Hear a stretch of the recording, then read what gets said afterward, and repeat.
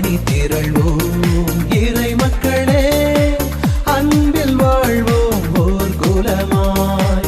அனைத்தும் படைத்து அழைத்து காக்கும் அன்பு தெய்வம் அழைக்கின்றார்.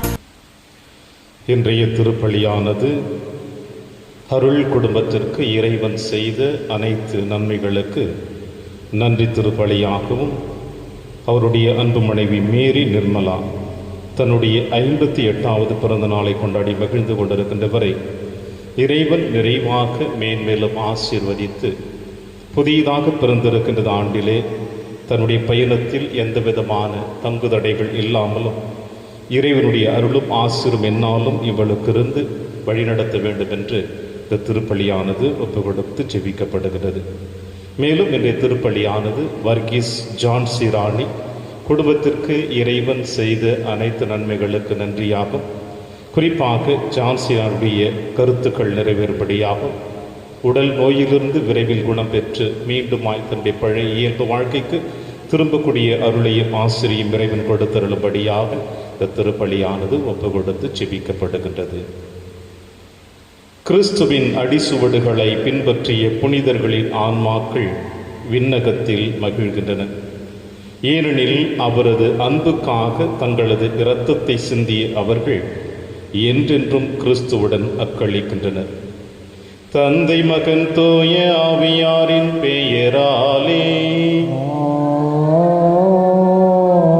நம் ஆண்டவராகிய இயேசு கிறிஸ்துவின் அருளும் கடவுளின் அன்பும் தூய ஆவியாரின் நட்புறவும் உங்கள் அனைவரோடும் இருப்பதாக.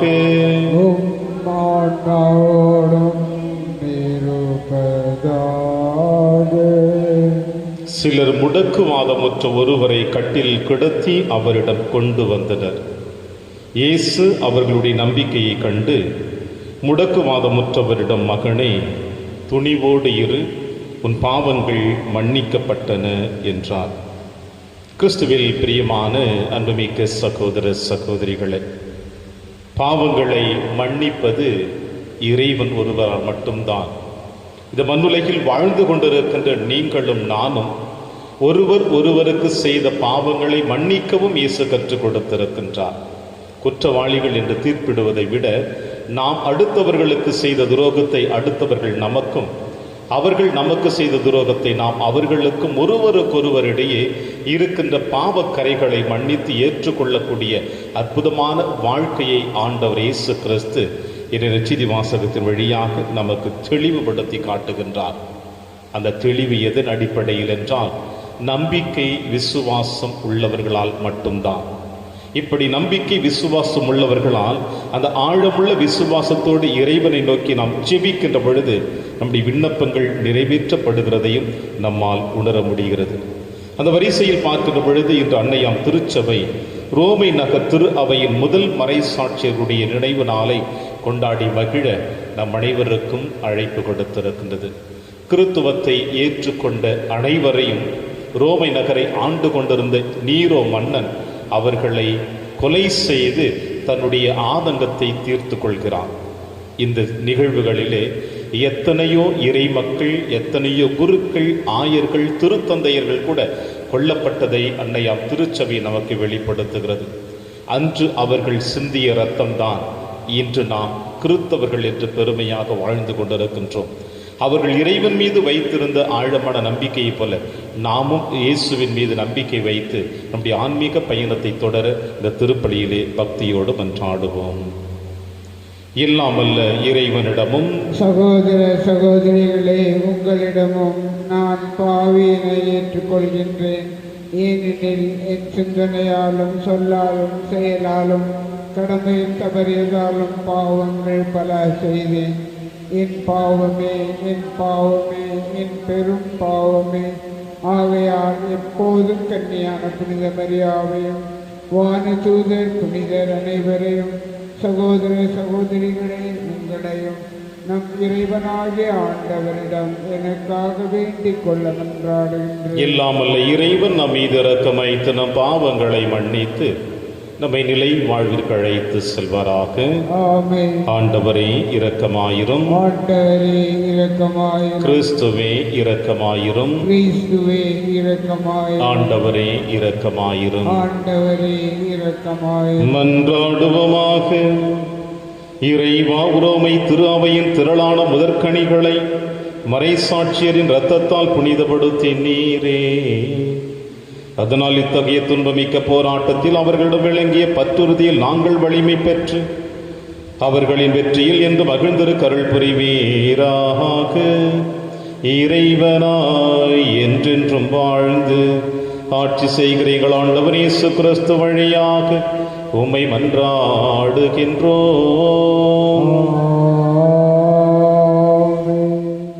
என் மக்களாகிய இஸ்ரேலிடம் சென்று இறைவாக்கு உரைத்திடு.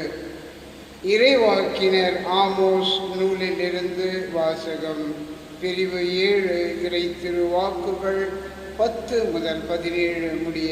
அந்நாள்களில் பெத்தேலின் குருவாகிய அமர்சியா என்பவன் இஸ்ரேலின் அரசன் யெரொபெயாமுக்கு இவ்வாறு சொல்லி அனுப்பினான். இஸ்ரேல் வீட்டாரிடையே ஆமோஸ் உனக்கு எதிராக சதி செய்கிறான். அவன் சொல்வதையெல்லாம் இந்த நாட்டால் தாங்க முடியவில்லை. ஏனெனில் யெரொபெயாம் வாளால் மடிவான். அவனது நாட்டை விட்டு இஸ்ரேல் அடிமையாக கொண்டு போகப்படும் என்று ஆமோஸ் சொல்லுகிறான். பின்பு அமர்சியா ஆமோஸை பார்த்து, காட்சி காண்பவனே, இங்கிருந்து போய்விடு, யூதாவின் நாட்டுக்கு ஓடிவிடு. அங்கே போய் இறைவாக்கு உரைத்து உன் பிழைப்பை தேடிக்கொள். பெத்தேலில் இனி ஒருபோதும் இறைவாக்கு உரைக்காதே, ஏனெனில் இது அரசின் புனித இடம், அரசுக்குரிய இல்லம் என்று சொன்னான். ஆமோஸ் அதற்கு மறுமொழியாக அமர்சியாவை பார்த்து கூறினார், நான் இறைவாக்கினன் இல்லை, இறைவாக்கினர் குழுவின் உறுப்பினனும் இல்லை. நான் ஆடு மாடு மேய்ப்பவன், காட்டு அத்திமர தோட்டக்காரன். ஆடுகள் ஒட்டி கொண்டு போன என்னை ஆண்டவர் தேர்ந்தெடுத்து என் மக்களாகி இஸ்ரேலிடம் சென்று இறைவாக்கு உரைத்திடு என்று அனுப்பினார். எனவே இப்பொழுது ஆண்டவரின் வாக்கை கேள். இஸ்ரேலுக்கு எதிராக இறைவாக்கு உரைக்காதே, ஈசாக்கின் வீட்டாருக்கு எதிராக பேசாதே என்று நீ சொல்கிறாய். ஆண்டவர் இவ்வாறு கூறுகிறார், உன் மனைவி நகரில் விலைமகளாயிருப்பாள், உன் புதல்வர் புதல்வியர் வாளால் மடிவர், உன் நிலபுறம் பங்கு போட்டு கொள்ளப்படும். நீயோ புனிதமற்ற நாட்டிலே மாண்டு போவாய். இஸ்ரேல் தன் நாட்டுக்கு வெளியே அடிமையாக கொண்டு போகப்படும். இது ஆண்டவர் வழங்கும் அருள்வாக்கு. இறைவனுக்கு நன்றி. பதிலுரை. திருப்பாடல் 19 பல்லவி. ஆண்டவரின் நீதி நெறிகள் உண்மையும் நீதியுமானவை. ஆண்டவரின் நீதி நெறிகள் உண்மையும் நீதியுமானவை. ஆண்டவரின் திருச்சட்டம் நிறைவானது, அது புத்துயிர் அளிக்கின்றது. ஆண்டவரின் ஒழுங்குமுறை நம்பத்தக்கது, எளியவருக்கு அது ஞானம் அளிக்கின்றது. பல்லவி. ஆண்டவரின் நீதி நெறிகள் உண்மையும் நீதியுமானவை. ஆண்டவரின் நியமங்கள் சரியானவை, அவை இதயத்தை மகிழ்விக்கின்றன. ஆண்டவரின் கட்டளைகள் ஒளிமயமானவை, அவை கண்களை ஒளிர்விக்கின்றன. பல்லவி. ஆண்டவரின் நீதி நெறிகள் உண்மையும் நீதியுமானவை. ஆண்டவரை பற்றிய அச்சம் தூயது, அது எந்நாளும் நிலைத்திருக்கும். ஆண்டவரின் நீதி நெறிகள் உண்மையானவை, அவை முற்றிலும் நீதியானவை. பல்லவி. ஆண்டவரின் நீதி நெறிகள் உண்மையும் நீதியுமானவை. அவை பொன்னினும் பசும் பொன்னினும் மேலாக விளைமிக்கவை. தேனினும் தேனடை நின்றும் சிந்தும் தெளி தேனின்றும் இனிமையானவை. பல்லவி. ஆண்டவரின் நீதி நெறிகள் உண்மையும் நீதியுமானவை. வாழ்த்துளி. அல்லேலூயா, அல்லேலூயா. கடவுள் கிறிஸ்துவின் வாயிலாக உலகினரை தம்மோடு ஒப்புரவாக்கினார். அவரே அந்த ஒப்புரவு செய்தியை எங்களிடம் ஒப்படைத்தார். அல்லேலூயா. ஆண்டவர்களோடு இருப்பாராக. உம் ஆன்மாவோடும் இருப்பாராக. துயமற்று எழுதிய பரிசுத்த நற்செய்தியிலிருந்து வாசகம்.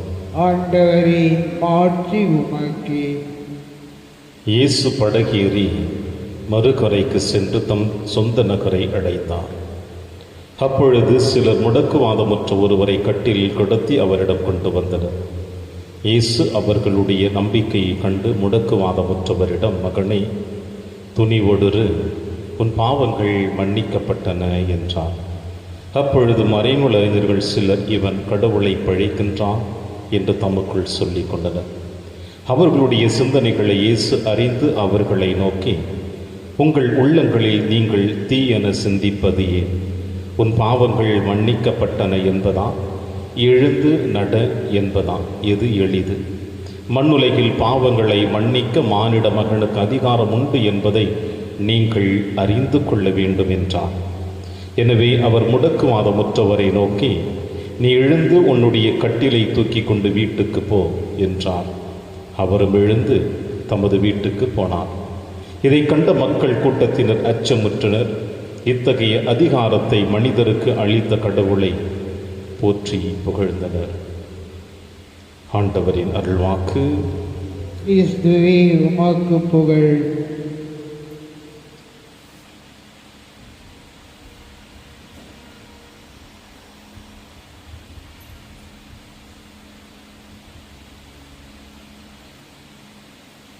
மக்கள் கடவுளை போற்றி புகழ்ந்தனர்.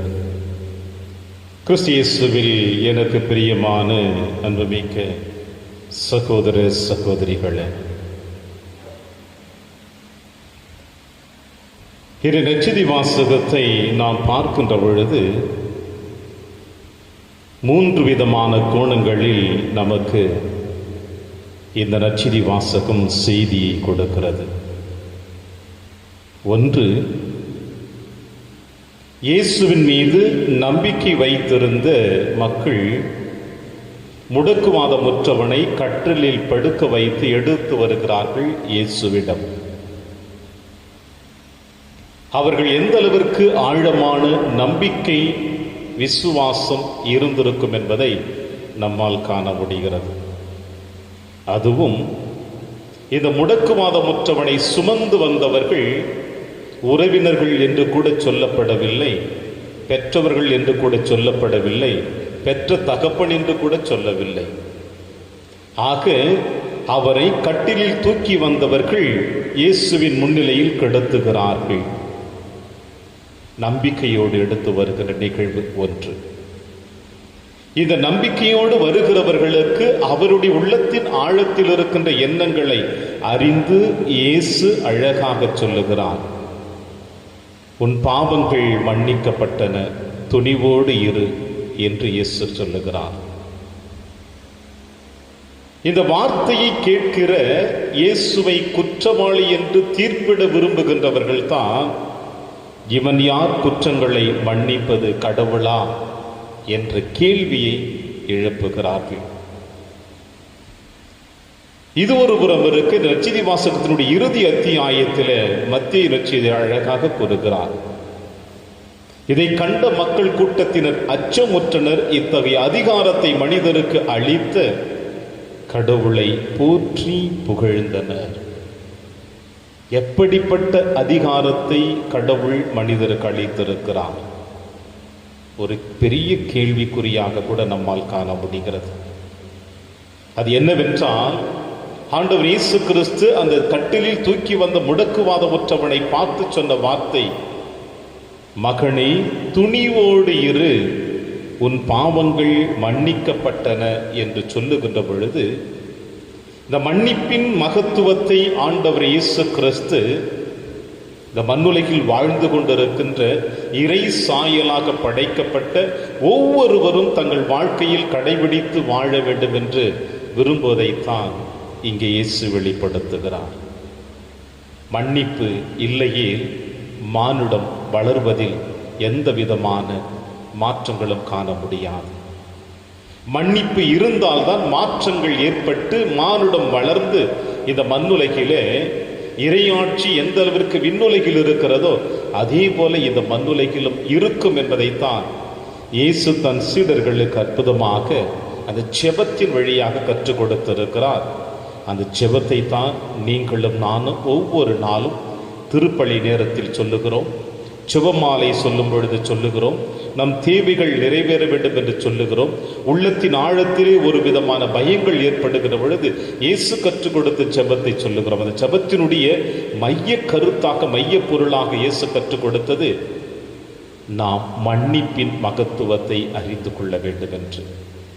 இந்த மன்னிப்பின் மகத்துவத்தை யார் உணர்ந்து கொள்வார்கள் என்றால், இறைவன் மீது ஆழமான நம்பிக்கையும் விசுவாசம் உள்ளவர்களால் மட்டும்தான் இந்த மன்னிப்பின் மகத்துவத்தை உணர்ந்து கொள்ள முடியும்.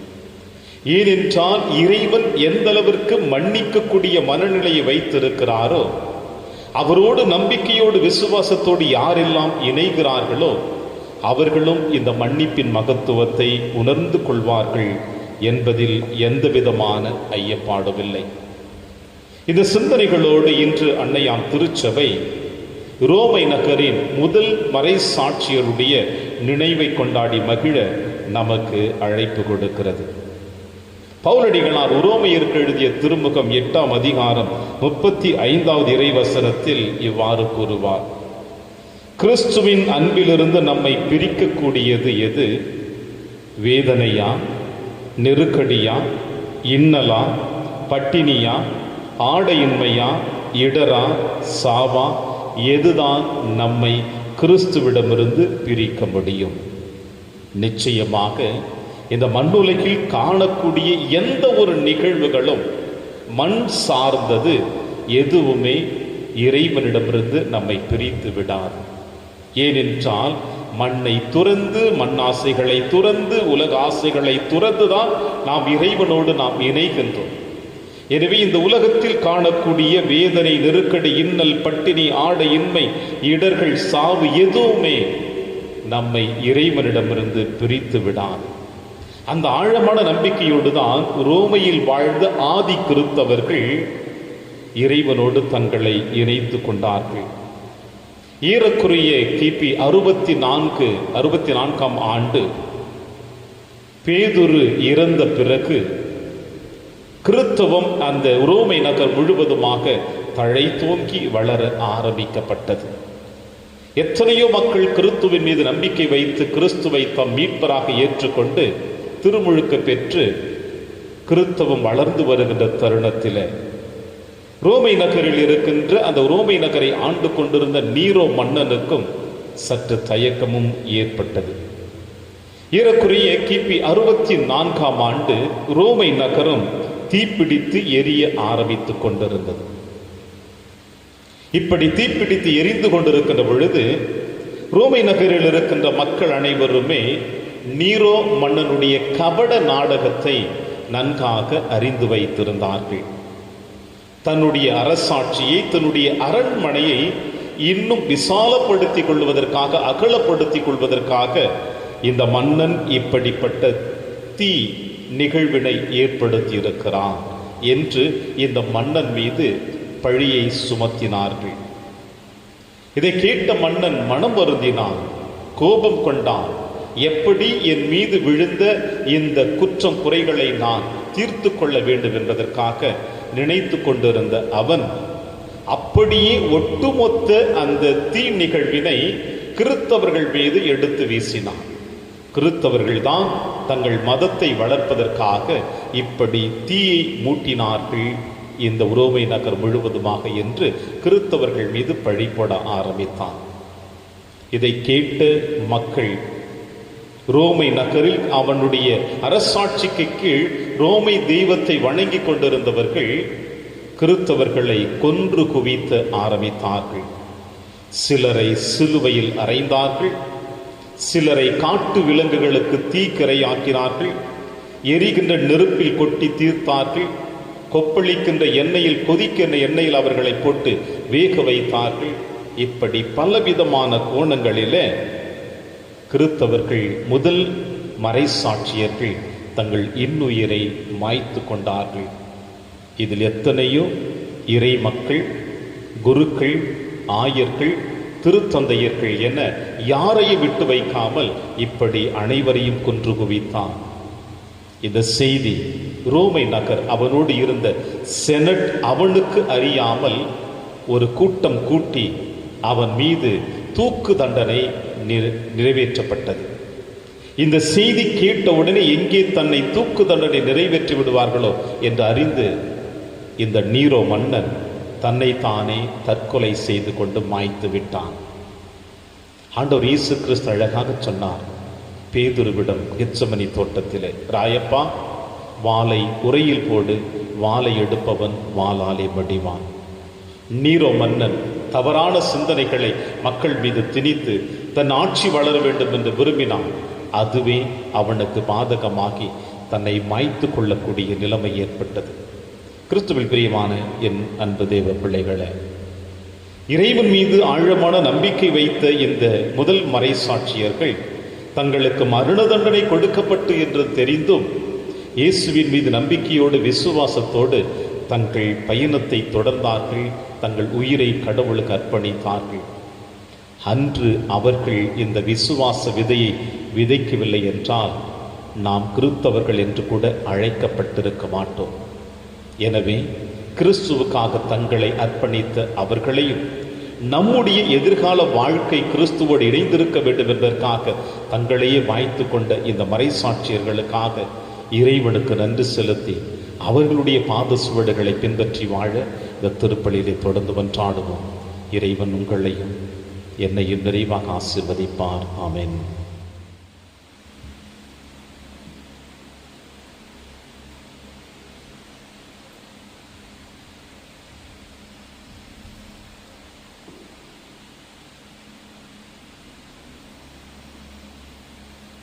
ஆண்டவரை அனைத்துலகின் இறைவானில் வாழ்த்த பெறுவீராக. ஏனெனில் உமது வல்லமையிலிருந்து அப்பத்தை பெற்றுள்ள நிலத்தின் விளைவும் மனித உழைப்பின் பயனுமான அப்பத்தை உமக்கு கொடுக்கின்றோம். இது எங்களுக்கு வாழ்வளிக்கும் அப்பமாக மாறும். இறைவன் என்றென்றும் வாழ்த்த பெறுவாராக.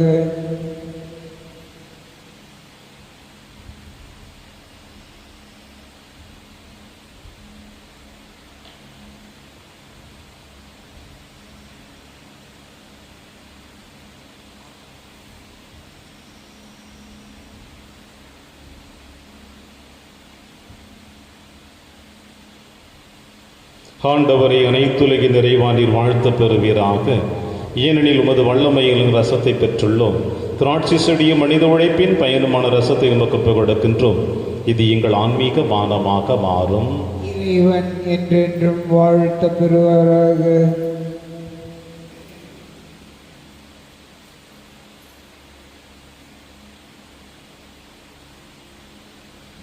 சகோதர சகோதரிகளை, என்னுடையதும் உங்களுடையதுமான இப்பலி எல்லாமல்ல தந்தையாக இறைவனுக்கு ஏற்றதாக்கும்படி செபியுங்கள்.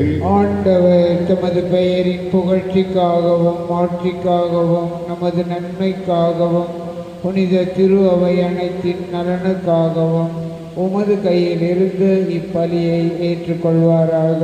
தூயவரான தந்தையே, புனித மறைசாட்சியரின் நினைவு கொண்டாட்டத்தில் நாங்கள் கொண்டு வறுமை காணிக்கைகளை ஏற்றருளும். உமது பெயரை அறிவிப்பதில் உமடியார்களாகிய நாங்கள் நிலைத்து நிற்பவர்களாய் விளங்க தகுதி பெறுவோமாக. எங்கள் ஆண்டவராகிய கிறிஸ்து வழியாக உம்மை மன்றாடுகின்றோம். ஆண்டவர் உங்களோடு இருப்பாராக. ஆன்மாவோடும் இருப்பாராக. இதயங்களை மேலே எழுப்புங்கள். ஆண்டவரிடம் எழுப்பியுள்ளோம். நம் இறைவனாகி ஆண்டவருக்கு நன்றி கூறுவோம். அது தகுதியும் நீதியுமானது. ஆண்டவரை தூயவரான தந்தையை என்றும் உள்ள எல்லாம் உள்ள இறைவா, என்னாலும் எவ்விடத்திலும் நாங்கள் உமக்கு நன்றி செலுத்துவது மெய்யாகவே தகுதியும் நீதியுமாகும் எங்கள் கடமையும் மீட்புக்குரிய செயலுமாகும். ஏனெனில் புனிதர்கள் பெருமை அடைவதால் நீர் மாட்சி பெறுகின்றீர். அவர்களுடைய பாடுகளை சார்ந்தவை அனைத்தும் உம்முடைய ஆற்றலின் வியத்தகு செயல்களே. நீரே எங்கள் ஆண்டவராகிய கிறிஸ்து வழியாக அவர்களுக்கு இத்தகைய நம்பிக்கை ஆர்வத்தை கனிவுடன் கொடுக்கின்றீர். நிலைத்திருக்கும் உறுதிப்பாட்டை ஊட்டுகின்றீர். கடும் துயரிலும் வெற்றியை அளிக்கின்றீர். ஆகவே விண்ணகத்திலும் மண்ணகத்திலும் உள்ள அனைத்தும் உம்மை தொழுது வணங்கி புதியதொரு பண்பாடுகின்றன. வானக தூதர்களின் அணிகள் அனைத்தோடு நாங்களும் சேர்ந்து முடிவின்றி பறைசாற்றி சொல்லுவதாவது: தூயவர் தூயவர் தூயவர், வான்படைகளின் கடவுளாம் ஆண்டவர். விண்ணகமும் மன்னகமும் உமது மாட்சியால் நிறைந்துள்ளன. உன்னதங்களிலே ஓசன்னா. ஆண்டவர் பெயரால் வருகிறவர் ஆசி பெற்றவர். உன்னதங்களிலே ஓசன்னா. ஆண்டவரே, நீர் மெய்யாகவே தூயவர், தூய்மை அனைத்திற்கும் ஊற்றாகவே உம்முடைய ஆவியை பொழிந்து காணிக்கைகளை தூய்மைப்படுத்த உம்மை வேண்டுகிறோம். இவ்வாறு எங்கள் ஆண்டவர் இயேசு கிறிஸ்துவின் உடலும் இரத்தமுமாக எங்களுக்கு இவை மாறுவனவாக. அவர் பாடுபட உளம் கணிந்து தம்மை கையளித்தபோது அப்பத்தை எடுத்து நன்றி செலுத்தி அதை பிட்டு தம் சீடருக்கு அழைத்து அவர் கூறியதாவது: அனைவரும் இதிலிருந்து பெற்று உண்ணுங்கள், ஏனெனில் இது உங்களுக்காக கையளிக்கப்படும் என் உடல்.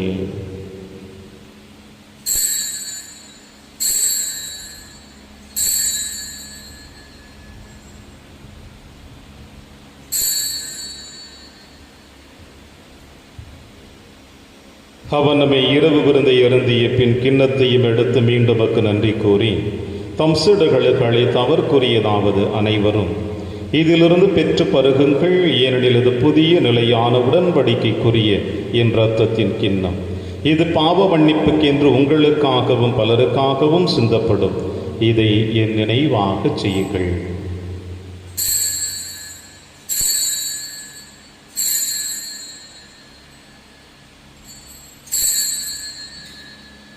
நம்பிக்கையின் மறைபொருள். ஆண்டவரே, நீர் வருவளவும் உமது இறப்பினை அறிக்கையிடுகின்றோம், உமது உயிர்ப்பினையும் எடுத்துரைக்கின்றோம். ஆகவே ஆண்டவரே, நாங்கள் கிறிஸ்துவின் இறப்பினையும் உயிர்ப்பினையும் நினைவு கூர்ந்து வாழ்வதரும் அப்பத்தையும் மீட்பளிக்கும் கிண்ணத்தையும் அகப்பு கொடுக்கின்றோம். உம் திருமுன்னிலும் கூழியும் புரிய தகுந்தவர்கள் என எங்களை ஏற்றுக்கொண்டீர். எனவே உமக்கு நன்றி செலுத்துகின்றோம். மேலும் கிறிஸ்துவின் உடலிலும் இரத்தத்திலும் பங்கு கொள்ளும் எங்களை தூய ஆவியார் சேர்க்க வேண்டும் என உம்மை தாழ்வையுடன் மன்றாடுகிறோம். ஆண்டவரை, உலகெங்கும் பரவி இருக்கும் திரு அவை நினைவு கூர்ந்தருளும். எங்கள் திருத்தந்தை பிரான்சிஸ், எங்கள் ஆயர் ஆண்டனி சுவாமி, எல்லா திருநிலையினராக அனைவரோடும் திரு அவை அன்பில் நிறைவு பெற செய்தருளும். மேலும் உயிர்த்திழும் எதிர்நோக்குடன் துயில் கொள்ளும் எங்கள் சகோதர சகோதரிகளை இருந்தோர் அனைவரையும் இரக்கத்துடனே உகந்த திருமகளில் ஏற்றருளும். எங்கள் அனைவர் மீதும் இரக்கமாயிரும்.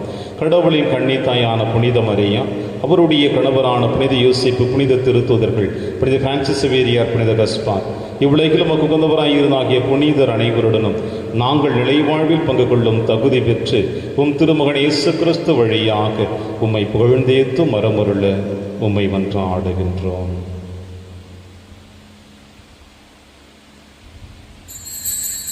இவர் வழியாக இவரோடு இவரில் எல்லாம் வல்ல இறைவனாகிய தந்தையே, தூய ஆவியாரின் ஒன்றிப்பில் எல்லா புகழும் ஆட்சியும் என்றென்றும் உமக்கு உரியதே.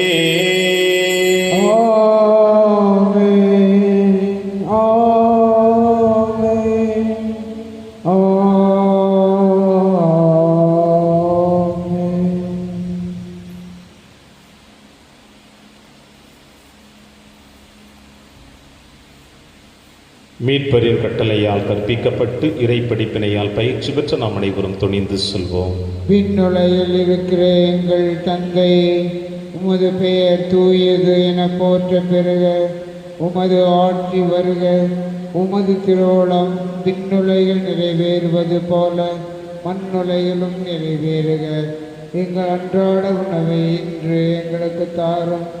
எங்களுக்கு எதிராக குற்றம் செய்வோரை நாங்கள் மன்னிப்பது போல எங்கள் குற்றங்களை மன்னியும். எங்களை சோதனைக்கு உட்படுத்தாதேயும், தீமையிலிருந்து எங்களை விடுவித்தருளும். ஆண்டவரை தீமை அனைத்திலுமிருந்து எங்களை விடுவித்து எங்கள் வாழ்நாளில் அமைதியை கனிவுடன் அருளும் என்றாடுகிறோம். உமது இரக்கத்தின் உதவியால் நாங்கள் பாவத்திலிருந்து எப்பொழுதும் விடுதலை பெற்று யாதொரு கலக்கமின்றி நலமாயிருப்போமாக நாங்கள் எதிர்நோக்கி இருக்கும் பேரின்பத்திற்காகவும் மீட்பராக இயேசு கிறிஸ்து வருகைக்காகவும் காத்திருக்கின்றோம். ஏனெனில் ஆட்சியும் வல்லமையும் ஆட்சியும் என்றென்றும் உமது. ஆண்டவரே இயேசு கிறிஸ்துவை அமைதியை உங்களுக்கு விட்டுச் செல்கிறேன், அமைதியை உங்களுக்கு அளிக்கிறேன் என்று திருத்துதர்களுக்கு மொழிந்தீர். எங்கள் பாவங்களை பாராமல் உமது திரு அவை நம்பிக்கையை கண்ணோக்கி உமது திருவுளத்திற்கு ஏற்பதற்கு அமைதியை மட்டுமே அளித்தொள்வீராக. என்றென்று வாழ்ந்து ஆட்சி செய்கின்றவர் நீரே. ஆண்டவருடைய அமைதி உங்கள் அனைவரோடும் என்றும் இருப்பதாக. ஆத்மாவோடும் இருப்பதாக. ஒருவருக்கொருவர் உறவின் வாழ்த்தை அறிவித்து மகிழ்வோம். சமாதானம். உலகின் பாவங்களை போக்கும் இறைவனின் செம்மறியே, எங்கள் மேல் இரக்கமாயிரும். உலகின் பாவங்களை போக்கும் இறைவனின் செம்மறியே, எங்கள் மேல் இரக்கமாயிரும். உலகின் பாவங்களை போக்கும் இறைவனின் செம்மறியே, எங்களுக்கு அமைதியை அளித்தருளும். இதோ இறைவனின் செம்மறி, இவரே நம் அனைவரின் பாவங்களை போக்குகின்றவர். செம்மறியின் விருந்திற்கு அழைக்க பெற்ற நாம் அனைவரும் பேறு பெற்றோர். ஆண்டவரே, நீர் என் இல்லத்தில் எழுந்தருள நான் தகுதியற்றவன். ஆனால் ஒரு வார்த்தை மட்டும் சொல்லியருளும், எனது ஆத்மா நலம் அடையும். கிறிஸ்துவின் திருவுடலும் திருத்தும் காத்து நமக்கு நிலையான வாழ்வளிப்பதாக. ஆமென்.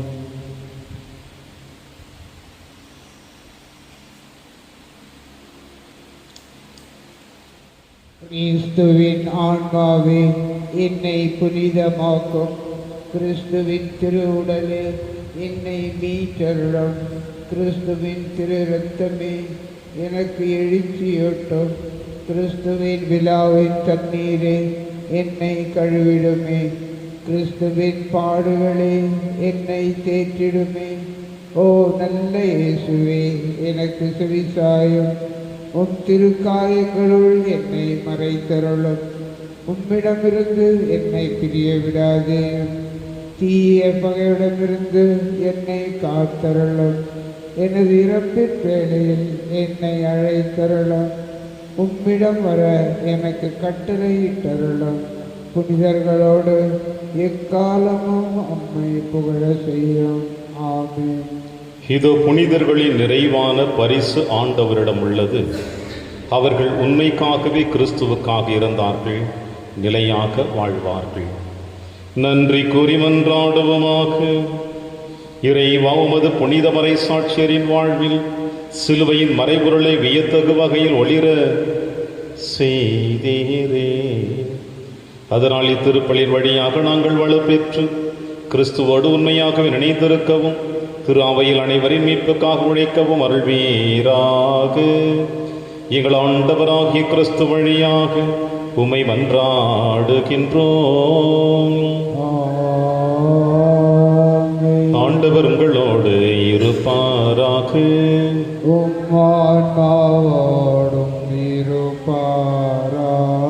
எல்லாம் வல்ல இறைவன் தந்தை, மகன், தூயாவியார் உங்கள் அனைவரையும் நிறைவாக ஆசீர்வதிப்பாராக.